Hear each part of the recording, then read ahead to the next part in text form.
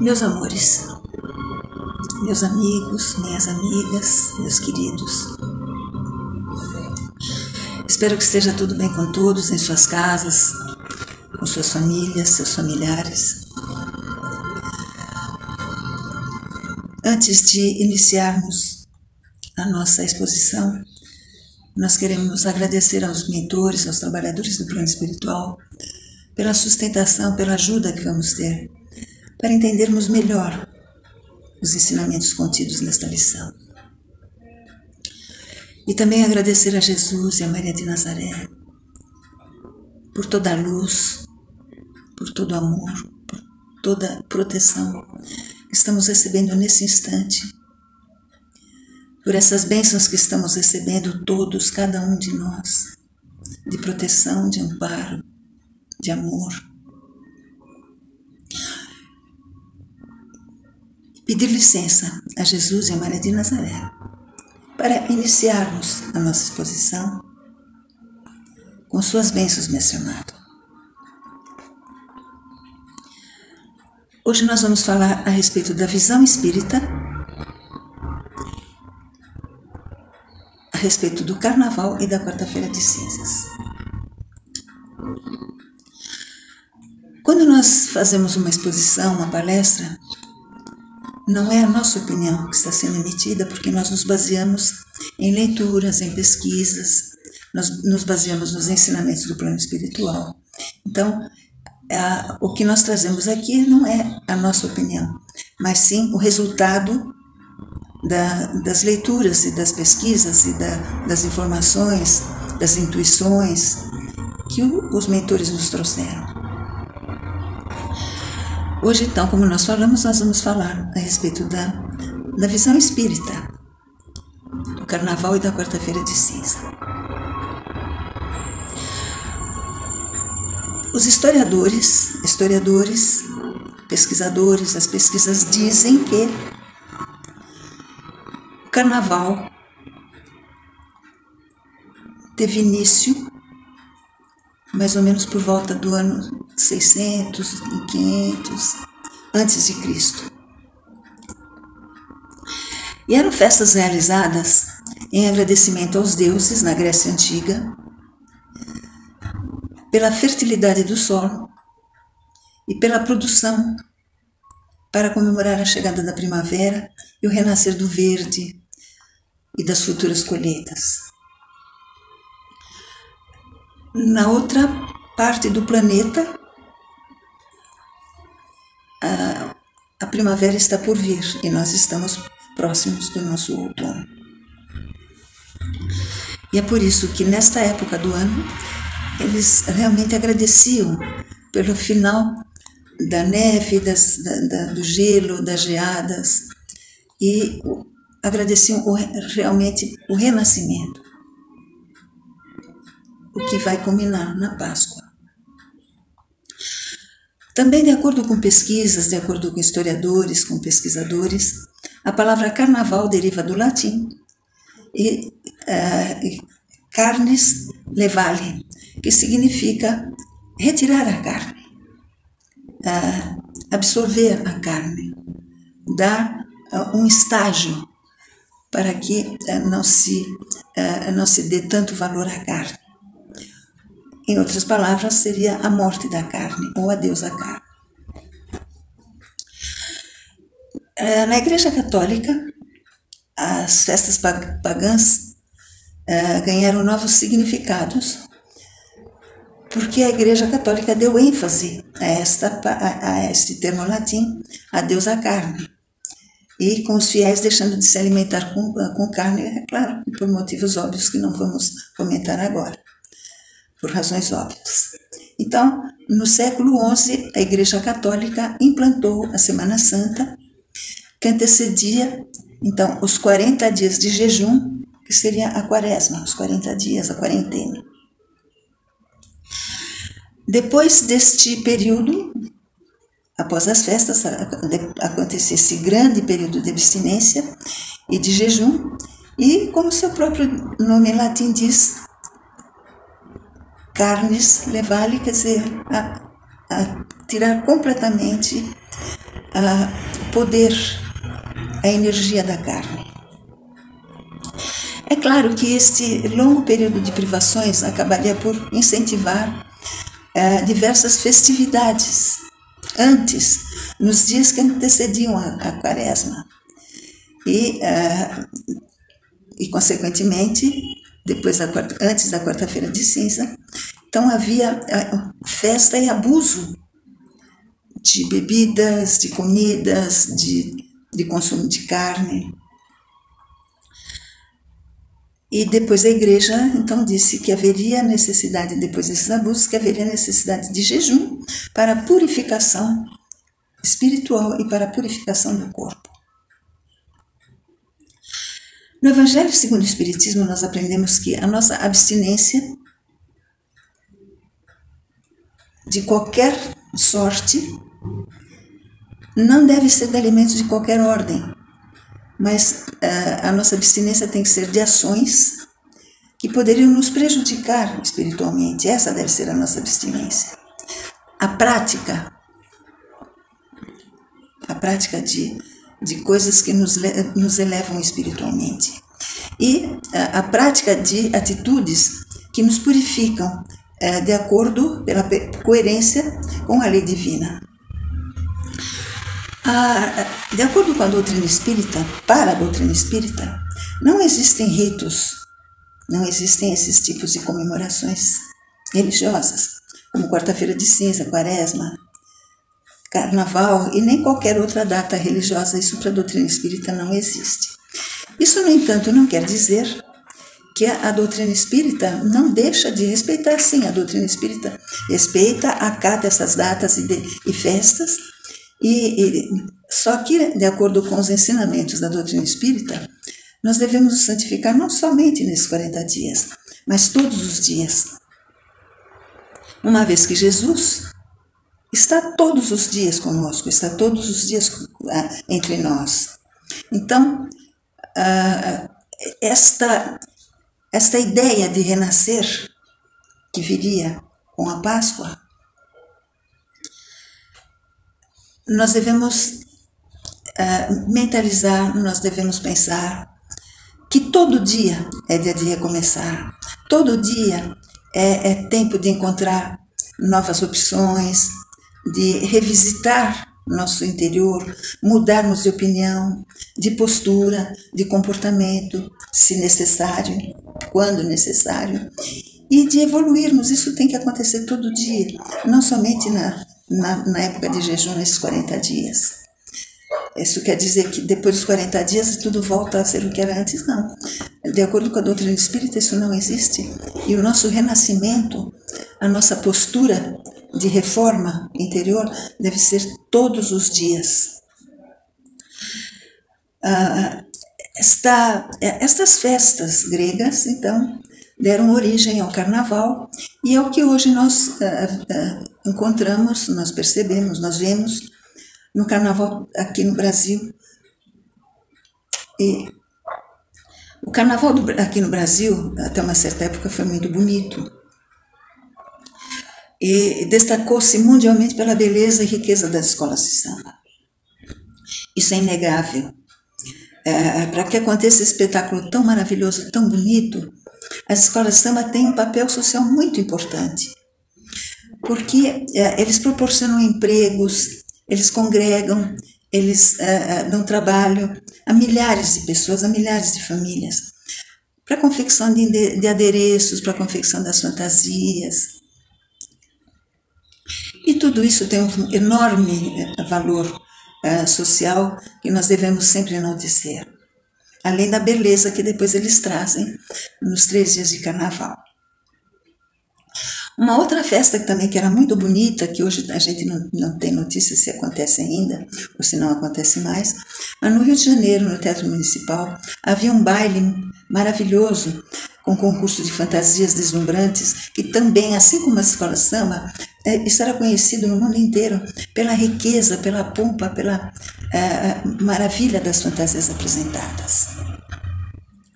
O carnaval no Brasil, nas décadas de 50, 60, até 70, o carnaval de rua era maravilhoso, era inocente, era um carnaval de família, que saíam pelas ruas, as famílias inteiras com as crianças brincando, jogando confete, jogando serpentina. Era um carnaval realmente inocente, puro, gostoso, de brincadeiras sadias. Não sei se é do tempo de todos, mas se jogavam um líquido vermelho que parecia que manchava a roupa. Então eram brincadeiras realmente muito sadias, que hoje talvez as pessoas nem entendam mais. Depois disso vieram os blocos de carnaval. Com os blocos, o carnaval foi mudando de aspecto. A princípio também a ideia era de brincar, a ideia de reunir pessoas conhecidas, mas aos poucos, através dos excessos, esses blocos deixaram de ser festa familiar. E exatamente por causa dos excessos, por causa do consumo de álcool, de drogas, espíritos menos esclarecidos se aproveitaram e começaram a fazer parte dessas festividades de carnaval. E esses espíritos permanecem durante os dias de carnaval e ainda na quarta-feira de cinzas, a razão pela qual alguns dirigentes de centros espíritas recomendam não trabalhar com a mediunidade na quarta-feira de cinza ainda, porque ainda existe a presença desses espíritos menos esclarecidos que poderiam prejudicar o trabalho mediúnico. No entanto, nunca se falou que não deveria haver palestras. Talvez isso possa ser um caso a ser estudado. Não trabalhar com a mediunidade na quarta-feira de cinza, mas convocar os fiéis, as pessoas adeptas do espiritismo, para que assistam palestras edificantes, nem sempre a respeito de carnaval, mas palestras a respeito dos ensinamentos da doutrina. Como o espiritismo, na realidade, encara o carnaval? Diante desses exageros todos, hoje, há algum tempo, por estes exageros provocados pelo carnaval,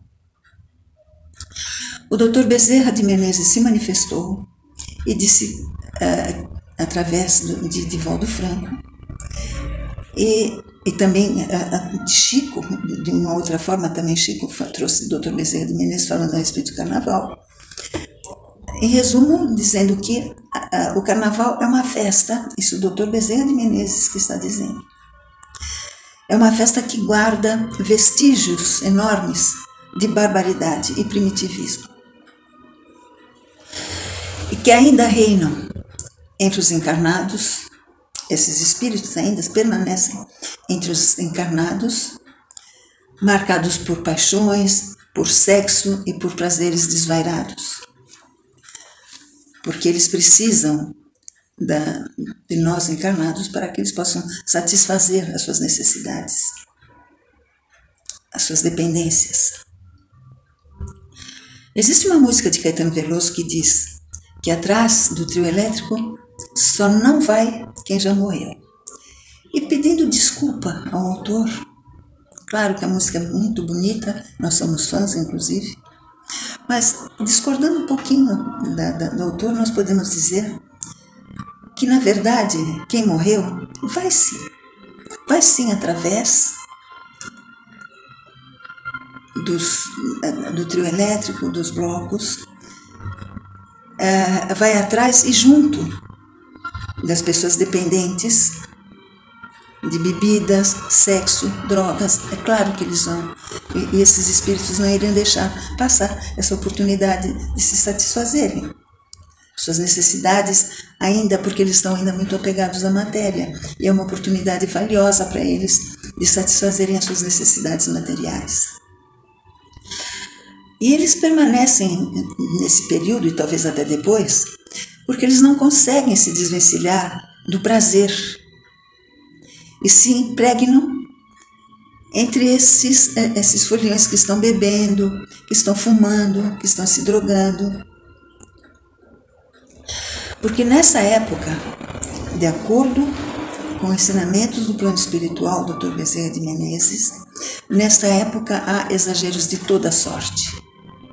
E as influências de espíritos ainda carentes de aprendizados se intensificam e muitos dos encarnados se deixam levar por esses seres ainda sem luz, incautos, no afã do divertimento, no afã de aproveitar ao máximo esse tempo, extrapolam e se deixam levar por essas influências desses espíritos que ainda carecem muito de luz. André Luiz também fala a respeito. No livro Conduta Espírita na lição 37, André Luiz diz que o espírita deve afastar-se de festas lamentáveis. Isso nas palavras de André Luiz, não são nossas. O espírita deve afastar-se de festas lamentáveis, como aquelas que assinalam a passagem do carnaval, e as que se destacam, as festas que se destacam pelos excessos. Então, o plano espiritual nos trazendo ensinamentos, nos trazendo alertas para nós espíritas, para nós adeptos dos ensinamentos da doutrina espírita. Porque Emmanuel também, através da psicografia de Francisco Cândido Xavier, também nos diz que nenhum espírito equilibrado, isso nas palavras de Emmanuel, através de Chico Xavier, nenhum espírito equilibrado em face do bom senso, que deve existir a nossa existência, a existência das criaturas, nenhum espírito equilibrado pode fazer apologia da loucura generalizada que adormece as consciências nas festas carnavalescas.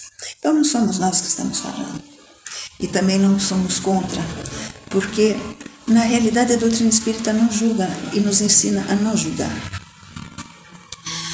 O carnaval, como a festa da carne, como o próprio nome remete, elege o prazer e a comemoração de tudo que é material, de tudo que é excesso. E como nós falamos antes, espíritos menos esclarecidos se comprazem com os nossos erros e se aproximam de nós através dos nossos atos menos elevados. E aproveitam esta época para angariar encarnados para os seus projetos contrários, inclusive contrários à nossa evolução planetária. Esses espíritos estão contra a evolução, porque eles estariam perdendo a chance de se alimentarem de suas necessidades e suas carências. Porém, mais uma vez repetimos que a doutrina espírita diz que não cabe a ninguém o julgamento de outrem, não nos cabe julgar e não estamos aqui para julgar. Estamos aqui trazendo apenas informações contidas nos ensinamentos de estudiosos, de pesquisadores, ensinamentos do plano espiritual, porque esses espíritos também nos dizem que a nossa liberdade foi concedida por Deus. E somente a Deus, e somente a nós, a nossa consciência, cabe analisar e justificar as nossas escolhas. Ninguém mais, nós é que devemos analisar. Isso é bom para mim? Porque nada é proibido. Nada, a doutrina espírita não proíbe de nada. Ao contrário, nos faz ver, nos faz olhar o que é bom para nós, o que é bom para o nosso espírito. Porque a doutrina espírita nos diz que o tribunal, o júri, está realmente dentro de nós, na nossa consciência. O próprio Paulo nos diz que tudo posso, mas nem por tudo me convém, por nada é proibido. Eu posso fazer tudo o que eu quiser, mas será que tudo o que eu quero me convém? Será que é tudo bom para mim? É bom para o meu espírito? Porque nós estamos numa troca constante de energia com o plano espiritual, com o mundo físico e espiritual. Entre nós também, fisicamente, estamos numa constante troca de energia. As nossas intenções, as nossas energias são diretamente ligadas ao nosso procedimento moral, ao nosso procedimento não só moral, ao nosso procedimento físico.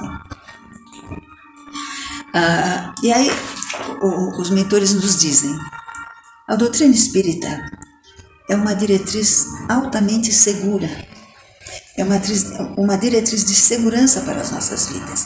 Basta seguir os ensinamentos dos espíritos, porque a doutrina espírita não é como um carrasco que julga, condena, manda e desmanda, não, ao contrário.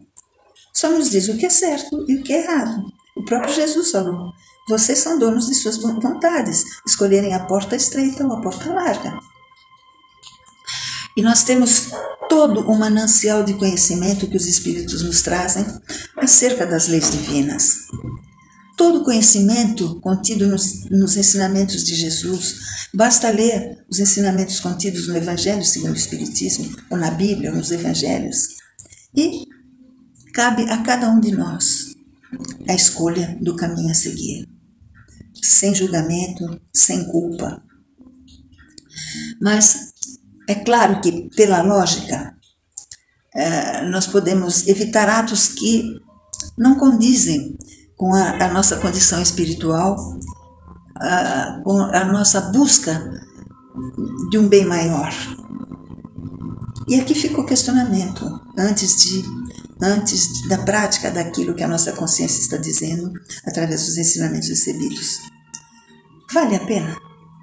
Será que vale a pena eu carregar essa responsabilidade? A resposta é de cada um.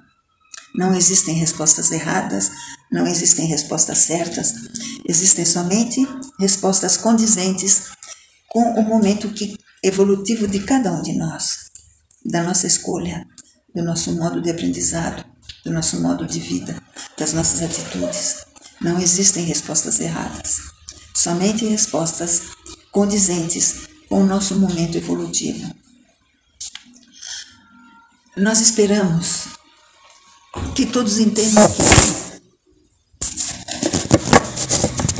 a doutrina espírita não é contra nada. Se as pessoas se sentem bem brincando no carnaval, a escolha é de cada um. Então, a doutrina espírita entende e respeita os mentores. Eles são superiores por causa disso, porque eles já passaram por todas as atribulações, por todos os problemas, por isso que eles são superiores, por isso que eles nos entendem. E a nós só nos resta pedir que Deus nos conceda entendimento e bom senso para decidirmos o que fazer das nossas vidas e da melhor maneira possível, a fim de alcançarmos a evolução desejada em nossos corações. Muito obrigada pela atenção. Que Jesus nos abençoe. E nós estamos... Oi, meu Deus do céu, me desculpa. E nós dois, com certeza, aprendemos muito através dessa lição e da chuva maravilhosa que está acontecendo agora. Fiquem com Deus. Que Jesus nos abençoe. Muito obrigada pela atenção. Até uma próxima vez, se Deus quiser. Um beijo.